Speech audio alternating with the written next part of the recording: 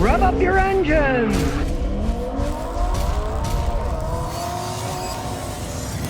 Well, how come the rest of the world gets interesting pickup trucks and we don't? Kia just announced that they're having a Kia Tasman pickup. It's going to be a competitor to mid-size pickups in the rest of the world, and they never made a mid-size pickup. Kia, they only made small ones. So they're going to compete with Ford Ranger and Toyota Hilux in the rest of the world.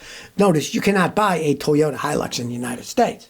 Just like Toyota has that $15,000 pickup they sell in the rest of the world, but they don't sell it here because they want to make money or they don't want to sell them cheap, right? Well, Kia is coming up with a full frame. It's got a frame. It's not unibody.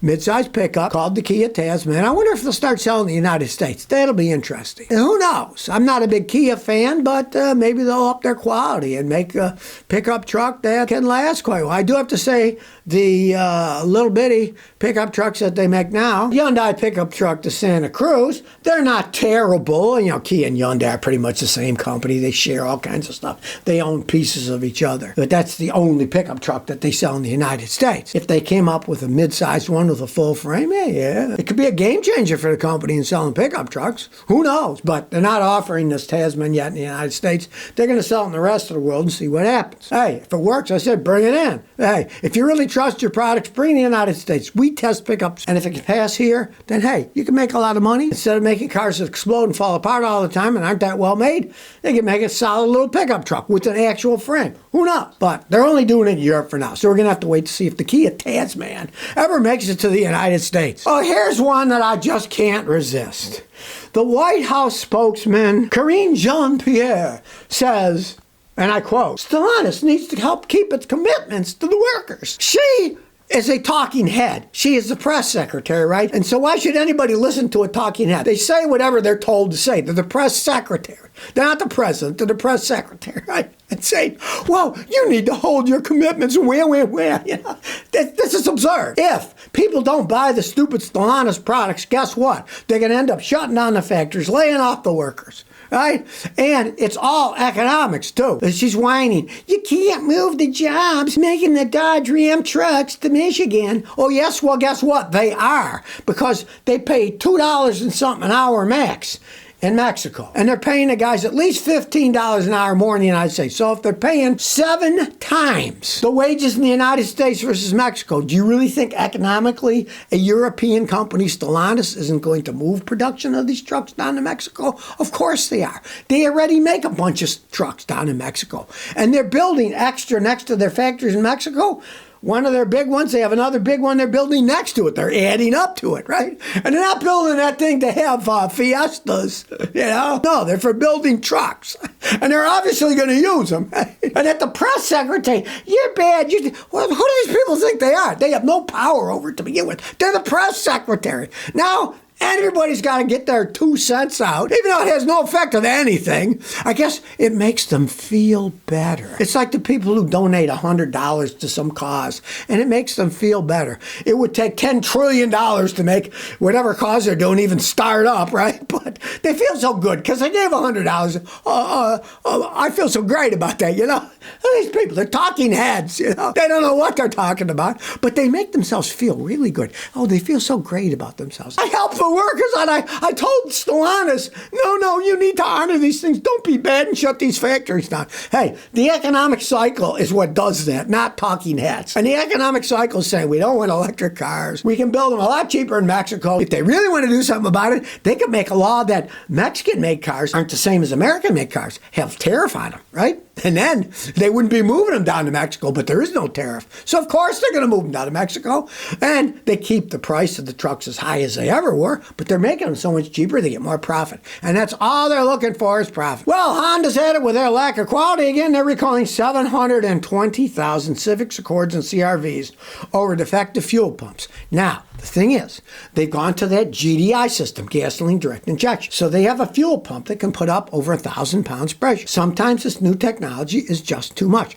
Your old-fashioned fuel pump. When I was a kid and they had carburetors, the pumps put out 1.5 to 2.5 pounds per square inch. Then they went to fuel injection. Then those pumps, they might have put out 42 to 50 pounds per square inch. Now they can go over 1,000 PSI. The more pressure, the more problems. And in the case of Honda, their pumps are crap and they're cracking and leaking. Honda announced a voluntary recall of these 720,000 vehicles. There would have been a recall by the government, so they beat them to the point.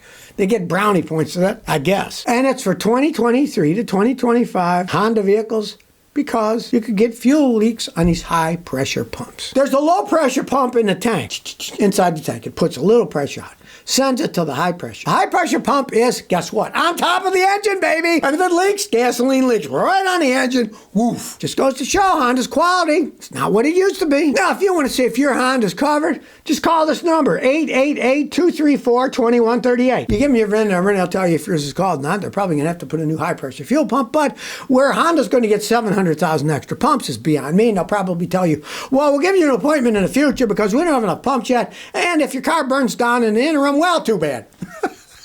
If they were really worried, they would have put out one of those bulletins that says, do not drive your Honda fuel this until it's fixed because it might start on fire. But they don't want to go that far, so they just say, call this number, they'll tell you. So if you've got one, call it and see what they say.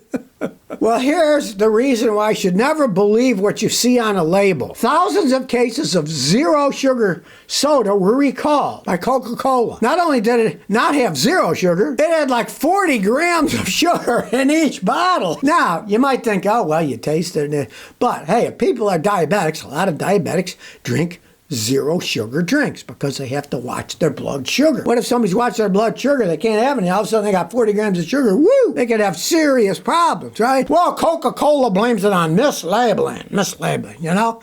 I mean, which shows you, don't believe what you're reading. Like a lot of these studies that I've seen where they'll say, this is a no-fat food, there's no fat in this food, and then people analyze it and say, there's all kinds of fat in this food. Does anybody actually check this stuff? And in this case, they claim it's mislabeling. 40 grams of sugar, and it says zero sugar. Come on, drink as much as you want. Not that it's any good to drink zero sugar. Most of the chemicals they put in probably go straight to your brain and end up doing bad things to you decades down the line. These companies are making these products. Hey, it tastes sweet. Let us use it, please. We make a lot of money. Okay, go ahead. Who cares if people get brain cancer 40 years from now?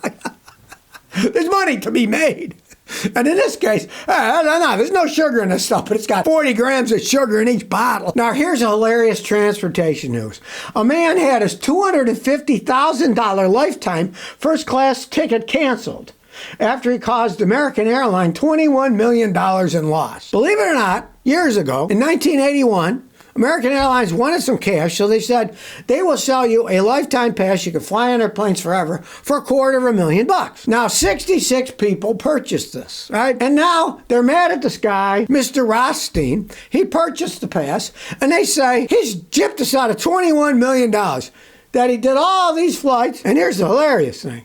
Over 21 years, the guy had traveled 30 million miles and 10,000 flights. And they were all free because he had this lifetime pass. Now, you might say, what a bunch of scumbags, American Airlines. I'm not fans of them. I've had horrible experience flying with them, especially in Chicago and stuff. I mean, I'm not a particular fan. We took one once to the West Indies, and when we landed, the top panel almost hit my wife. It fell down, and the only thing holding were wires, and the stewardess says, get away from it, it's dangerous. I said, well, good, it's the end of our flight. We can get off this thing, right? I'm not a big fan, but I do have to agree with them in this because the guy was a scumbag. He was giving it to other people to get free tickets. Now, he says it was humanitarian, like he said, well, my friend's father died, so I got him a ticket, and he went, and he was using fake names and stuff. So basically, hey, I agree. The guy was a scumbag. Now, if he was only flying around with himself, hey, fair's fair. They sold him the ticket, right? But he was giving it to friends, relatives, and he was actually breaking the law. Now, they settled out of court. I guess American Airlines didn't want big, bad image of, we sold this guy a lifetime ticket. Now we took it away from him. Well, the guy was a scumbag, obviously. The mileage that was flying on the tickets that he bought was over 10,000 times around the entire planet. Now, that's a lot of flying, right? But the thing was, he was cheating. He booked seats for non-existent passengers, Stephen Rothstein Jr., and even booked tickets for flights he was never planning to board. Rothstein also admitted to offering his ticket to those in need. Throughout the 20-plus years, he had unlimited flights. He said, I gave a man in Seattle a ticket to go visit his father's funeral. I gave many people tickets to visit ill family members. Yeah, well, it sounds good, but you're breaking a law, Jack. That's your ticket. And you're having people fly on your ticket. It was sold to you. It wasn't sold to everybody else.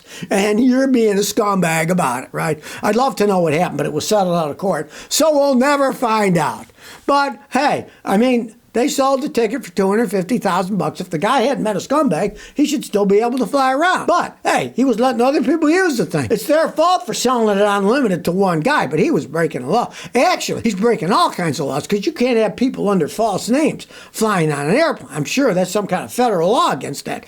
Why do you think we have to have our ID, pictures, everything's checked now, scanned with QR scanners and stuff? Hey, he was breaking laws too. So, hey, too bad on Mr. Rothstein. Hey, they only sold 66 of these tickets, so I guess the other ones are still going. I don't know if any of you bought one and it still works. Tell me. I'd be curious about it. Yeah, maybe there are still some out there that you're just buying your own tickets. And what the heck? You want to fly to Paris for the weekend? It's not going to cost you anything, right? So, hey, if there's anybody out there that still has one, hey, contact me, ScottyKilmer@gmail.com. I'd love to see. So if you never want to miss another one of my new car repair videos, remember to ring that bell.